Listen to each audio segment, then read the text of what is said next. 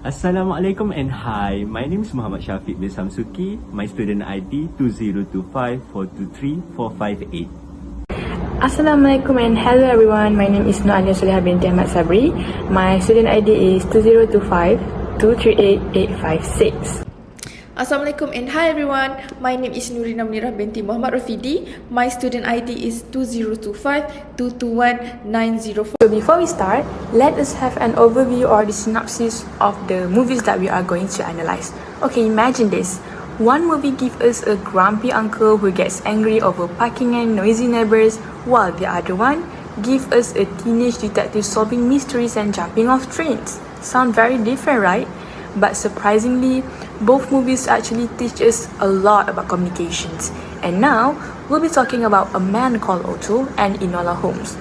First, A Man Called Otto is about Otto, a lonely widower who loses interest in life after his wife passes away. He shuts people out and prefers being alone until a cheerful family moves in next door and slowly changes his life. Meanwhile, Enola Holmes follows by Enola, a smart and fearless girl trying to find her missing mother, and along the way she meets Tewksbury, and together they get involved in dangerous, mysterious, and adventures. So now let us connect these movies to the communication concept that we have learned. Oh my God. Give me the keys. Hello. Hello. What's your name? Otto. Otto? O-T-T-O. I'm Abby. O-T-T-O. Got some new neighbors. Bye. Nitwit husband. I brought you some. Okay, so in this slide, we are looking at Otto using chapter 2, Perception, Self and Communication. And if I'm being honest, Otto is basically that one grumpy neighbor who acts like everyone is disturbing his peace 24 hours. And what we can see from him is he applying a self-perceptions, and this is about how the way we see ourselves shapes how we communicate with others. So after Otto loses his wife, his whole self-image changes. He starts believing his life has no meaning anymore, and because of that, his communication becomes very cold, he's rude, distant, and always irritated.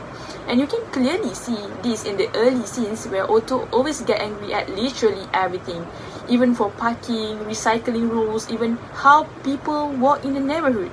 At first, it feels very funny because it's like he's collecting things to complain about, but actually this shows something deeper. He's not just angry, he's actually grieving and extremely lonely. Next is symbolic interactionism, and this basically means our self-image can change based on how other people treat and respond to us. At the beginning, Otto strongly believed nobody needs him anymore, but then Marisol enters his life and she basically refuses to let him stay miserable in peace. There's a scene where she keeps involving Otto in her life, like asking Otto for help, fixing things, even teaching Tommy how to drive. Even though Otto acts annoyed all the time, but slowly we see something change. And through their interaction and appreciation, Otto may start to realize that, wait, maybe I do still matter. And lastly, is intrapersonal communication. This is our inner voice, the conversation we have within ourselves. So Otto often reflects on his past, especially memories of his wife, and his self-talk is filled with sadness, regret, and also loneliness, and that affects how we behave toward others. And one really emotional moment is when he sits alone looking at memories of his wife. There's not much dialogue, but the silence itself speaks volumes about his emotional states. So overall, Otto shows us that communication isn't just about talking to others, it's also about how we see ourselves and how the people around us can slowly reshape that perception in powerful way. Alright everyone, now I'll move to my second slide, which is about A Man Called Otto under chapter 2, Perception, Self and Communication.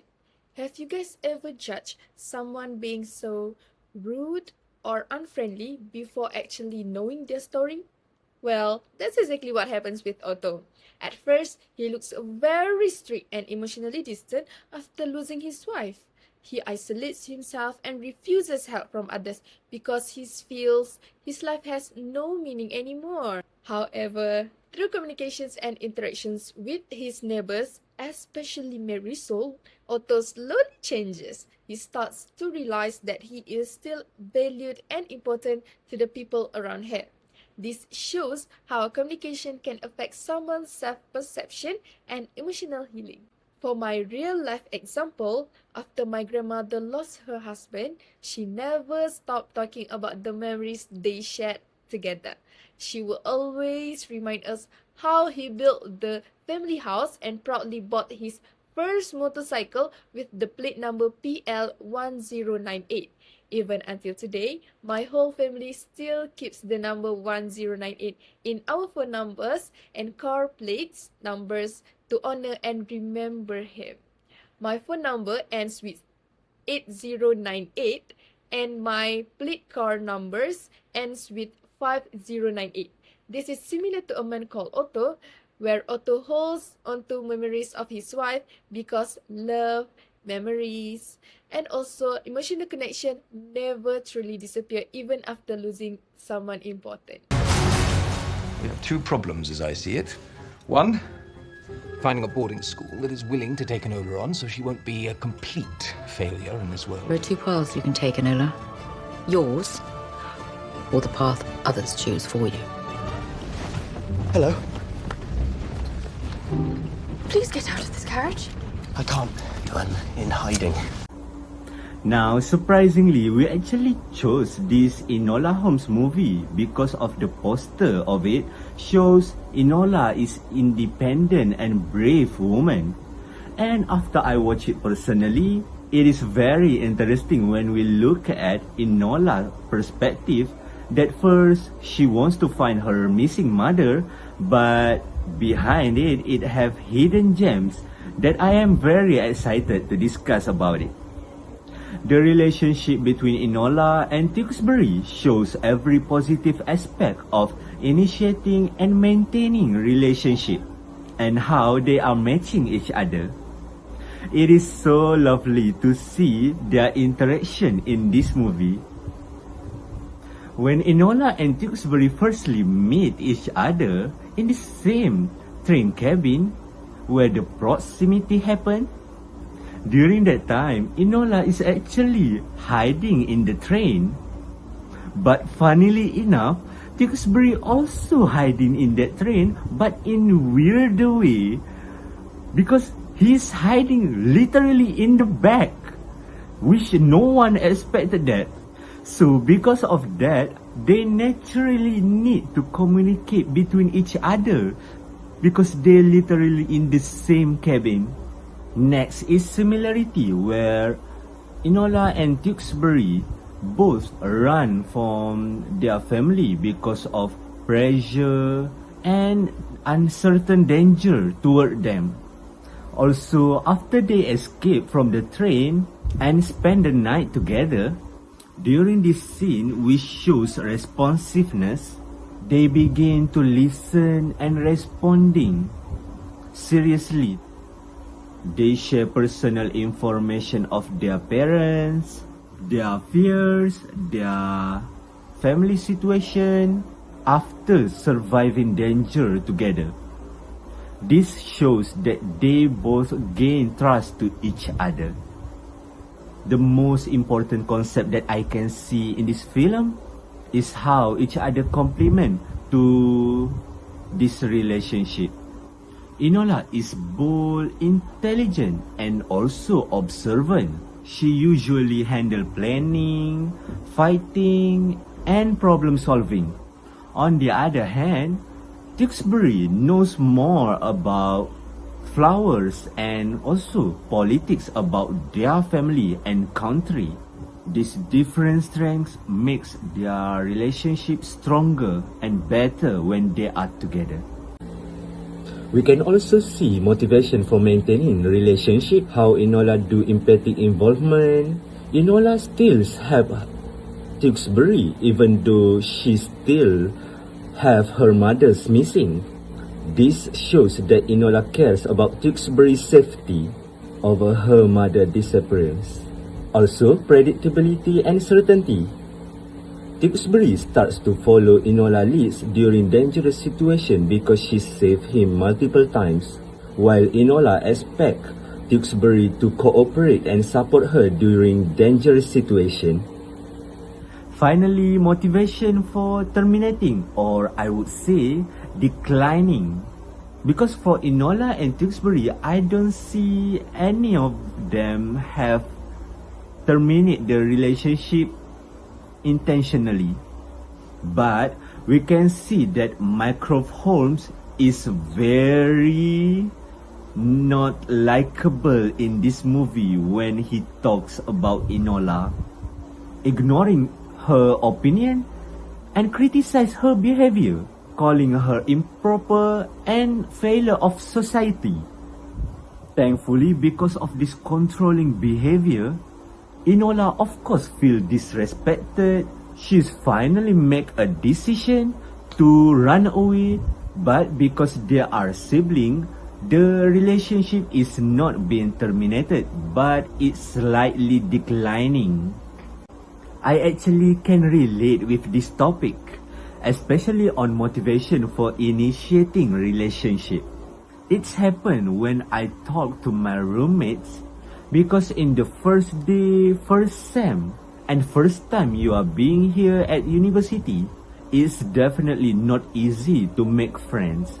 So my first friend is my own roommates, because anyway, you do need to talk with them, asking where they are from, what their hobby, what game they like to play, their favorite music, and this all happened because of proximity. Now, I'll move on with relational development, and these are the stages we analyze from Enola and Tewkesbury's relationship. First is experimenting, which is the getting to know you stage. And at the beginning, Enola and Tewkesbury are complete strangers who suddenly end up escaping together. While trying to survive, they start sharing basic information about themselves, like their family background and their personal struggles. Is that moment of can I trust you or not, while literally running for their life. Next is intensifying, where emotion and concern increase. This is when Enola becomes more involved in Tewkesbury's safety, and after realizing he is in a real danger, she chooses to protect him, rescues him, and refuses to abandon him.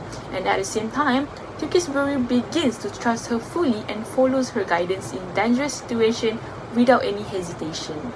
Then comes integrating, where they start functioning as a team. In this stage, especially during the escape and investigation in London, they work smoothly together. Their actions become more coordinated and they understand each other without needing long explanations. It's almost like the natural partnerships. Finally is bonding, which is the strongest stage of connection.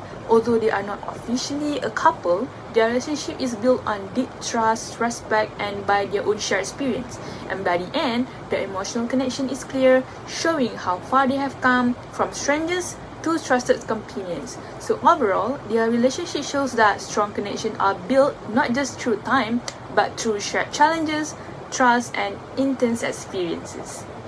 Now, I'll continue with slide 10, which is about Enola Holmes under chapter 6, interpersonal communication. Okay everyone, imagine being stuck in a dangerous situation. Who would you trust the most? In Enola Holmes, Tewkesbury fully trusts Enola and keeps following her lead after they escape from the train. This shows predictability and certainty in their relationship. Next, even though Enola is busy searching for her missing mother, she still protects and helps Tewkesbury. This shows empathic involvement because she genuinely cares about his safety. Besides that, both of them work together like a team during dangerous situations, which reflects identity language. However, not every relationship stays close forever. At one point, Enola focuses on finding her mother while Tewkesbury goes his own way. This is called circumscribing, where communication slowly decreases and creates distance in the relationships. So, this movie teaches us that trust, empathy, and communication are very important to maintain strong relationships.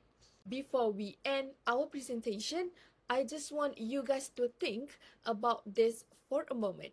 Have you ever met someone who looked cold, or difficult to approach, but actually just needed someone to understand them? That's exactly what both movies taught me.